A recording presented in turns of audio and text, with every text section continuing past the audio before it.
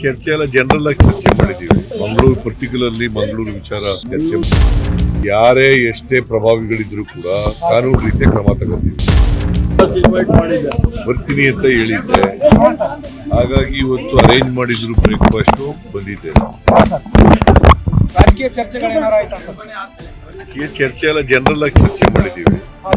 Mangaluru particularly Mangaluru ವಿಚಾರ ಚರ್ಚೆ ಮಾಡಿ ವಿಚಾರವನ್ನ ಮುಖ್ಯಮಂತ್ರಿಗಳು ಬಹಳ ಮಂಗಳೂರು ವಿಚಾರದಲ್ಲಿ ಏನ್ ತೀರ್ಮಾನ ಸರ್? ಹಿಂದೆ ಒಂದು ಆಂಟಿ ಕಮ್ಯುನಲ್ ಅಲ್ಲಿಗೆ ಈಗ ಸೌಹಾರ್ದತೆ ಬರಬೇಕು. ಅಲ್ಲಿ ಹಿಂದೂಗಳು ಮುಸಲ್ಮಾನರು ಯಾವುದೇ ಕಾರಣಕ್ಕೆ ದ್ವೇಷ ಇರಬಾರ್ದು, ಸೌಹಾರ್ದತೆ ಬರಬೇಕು. ಅದಕ್ಕೆ ಸುಮ್ಮನೆ ಚರ್ಚೆ ಮಾಡ್ತಾ ಇದ್ದೀನಿ.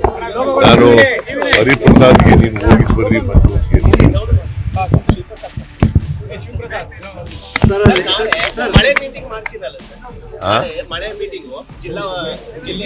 ಡಿಸಿಗಳು, ಸಿಇಒಗಳು, ಡಿಸ್ಟ್ರಿಕ್ಟ್ ಇನ್ಚಾರ್ಜ್ ಸೆಕ್ರೆಟರಿಗಳು ಮೀಟಿಂಗ್ಗಳು ಮಾಡ್ತಾ ಇದ್ದೀನಿ.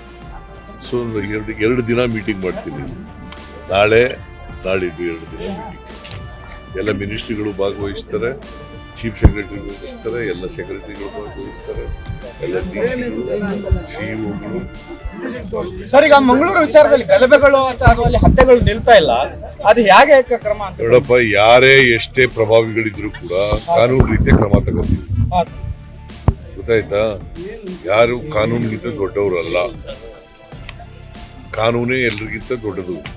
ಅದರಿಂದ ಕಾನೂನು ರೀತಿಯ ಕಠಿಣವಾದಂತ ಕ್ರಮ ತಗೋತೀವಿ. If you like this video, ಬೇಗ ಲೈಕ್ ಮಾಡಿ, ಕಾಮೆಂಟ್ ಮಾಡಿ, ಶೇರ್ ಮಾಡಿ ಹಾಗೂ ಯೋಯೋ ಟಿವಿ ಕನ್ನಡವನ್ನು ಸಬ್ಸ್ಕ್ರೈಬ್ ಮಾಡಿ.